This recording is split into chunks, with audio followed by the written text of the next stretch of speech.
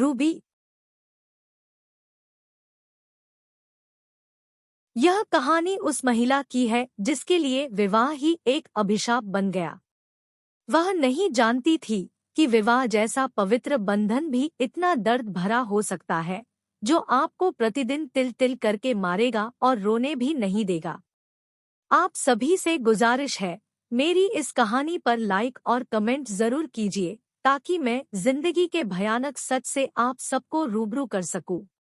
उम्मीद करती हूँ कि आप सभी को हमारी कहानी जरूर अच्छी लगेगी।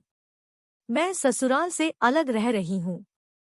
अब मेरा बेटा भी 8 वर्ष का हो गया है, किंतु ससुराल वालों के द्वारा किए गए जुल्मों को सोचकर मैं आज भी घबरा जाती हूँ कि क्या कमी थी मुझमें। कई लड़कियों की तरह मैं भी तो थी, न मैं बहुत ही सुंदर थी न बहुत खराब।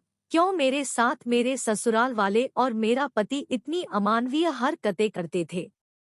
मेरी कोई गलती नहीं थी। ससुराली जनों ने झूठ बोलकर एक शराबी लड़के से मेरी शादी कर दी, जिसका ना ही मुझे पता था ना ही मेरे मायके वालों को। बड़े अरमानों से सपनों को संजोए हुए मैं भी तो अन्य लड़कियों की भांति ससुराल गई थी। मेरी भी कुछ उम्मीदें थी। आखिर मेरे पिता को झूठ बोलकर शादी क्यों की गई? मैं ऐसी गहरी सोच में डूब जाती कि यह जिंदगी का कैसा रंग है। मेरे हाथ में सिर्फ मेरी बदनसीबी ही है। मेरे पिता ने मेरा पूरा साथ दिया, किंतु आज भी कहीं ना कहीं मेरा भी एक पूरा परिवार होता, यह ख्याल मन को तोड़ देता है। मैं नहीं समझ पाती कि इतना दंड भेज देने के बाद भी मेरे साथ यह बर्बरता क्यों? आखिर क्या कसूर है मेरा? क्या यही जिंदगी है? क्यों मुझे इतनी तकलीफ में जीना पड़ रहा है? एक शराबी व्यक्ति मेरे जीवन का हिस्सा क्यों बन गया? मेरा पति भी अच्छा होता तो मैं भी अपने परिवार के साथ जीवन व्यतीत कर रही होती। 15 वर्ष पूर्व मेरा विवाह दान दहेज देकर संपन्न हुआ था। विवाह के बाद से ही मेरा पति बहुत शराबी था। मारपीट करना, घर से निकाल देना उसका आए दिन का काम था। मैं थोड़े थोड़े दिनों में मार कर अपने ससुराल से निकाल दी जाती और मायके में 3-4 महीने पड़ी रहती। फिर कोई आता और मुझे विदा करके आ जाता, जैसे यही मेरी जिंदगी बन गई थी। इसी दौरान मैंने एक पुत्र को जन्म दिया। उन्हीं स्थितियों में मार खाकर मैं दोनों तरफ की इज्जत बचाने का प्रयास कर रही थी। बार बार मायके वाले समझौता कराकर भेज देते। मैं तंग आ चुकी थी अपनी इस तरह की जिंदगी से, पर कहीं कोई सहारा नजर नहीं आ रहा था। इसी दौरान किसी से सखी केंद्र संस्था की जानकारी मिली। वहां मैं संस्था की काउंसलर अर्चना पांडे जी से मिली और अपनी आप बीती सुनाई। उन्होंने दूसरे पक्ष को बुलाया। दोनों के बीच कई बार काउंसलिंग हुई और परिवार वालों की मर्जी के मुताबिक मैंने एक मौका अपने पति को फिर से दिया, पर मुझे लग रहा था कि उसमें कोई बदलाव नहीं आएगा, क्योंकि मैं सारी कोशिश कर देख चुकी थी। अंततः वही हुआ। पति ने ठीक 20 दिन बाद मुझे बहुत ज्यादा घसीट घसीट कर मारा और बच्चे के साथ बाहर निकाल दिया। इस बार मैंने फैसला किया, या तो मैं अपने बच्चों के साथ आत्महत्या कर लूंगी, लेकिन वापस उसके घर नहीं जाऊंगी, और यह फैसला मैंने अपने मायके वालों को बताया।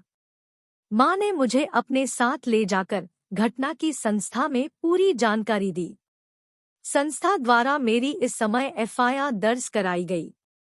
वहां मेडिकल कराया गया, पुलिस की कार्यवाही हुई। संस्था काउंसलर से मुझे पल पल सहयोग मिला और संस्था की तरफ से मेरा घरेलू हिंसा का केस भी दायर करने में सहयोग किया गया। मेरा बच्चा जब पढ़ने लायक हुआ तो संस्था के द्वारा मुझे स्कूल प्रबंधन के साथ एडवोकेसी के माध्यम से कुछ फीस माफ कराकर पिछले 8 साल से मेरा बेटा पढ़ रहा है। अब वह बड़ा हो रहा है। मुझे उम्मीद है कि संस्था से जो मुझे हिम्मत शक्ति मिली है, मैं और लोगों को भी हिंसा न सहने और अपनी जिंदगी का सही समय से मिलने लेने के लिए प्रेरित करती हूँ। संस्था के सभी कार्यक्रमों का हिस्सा बनना मुझे बहुत अच्छा लगता है। मुझे व मेरे बच्चे को 5,000 रुपये प्रतिमाह गुजारा मिलता है। बाकी मैं स्वयं छोटा मोटा काम करके अपना घर चला रही हूँ, पर मैं बहुत खुश हूँ कि मैं जो तिल तिल कर जी रही थी, आज संस्था की वजह से मैं व मेरा बच्चा एक सुख जीवन जी रहे हैं। मैं सखी केंद्र को धन्यवाद देती हूँ कि उन्होंने मेरी जिंदगी में रोशनी की और मुझ में हिम्मत आई। सखी केंद्र की मदद के बिना यह कभी मुमकिन न हो पाता। पीड़िता का यह मानना है संस्था की काउंसलर ने एक बड़ी बहन की तरह उसके दर्द को समझा और अपनी संवेदना दिखाते हुए तहे दिल से उसकी मदद की। पीड़िता की कहानी के जरिए हमने उसके दर्द एवं तकलीफ को आपके सामने साझा करने की कोशिश की है।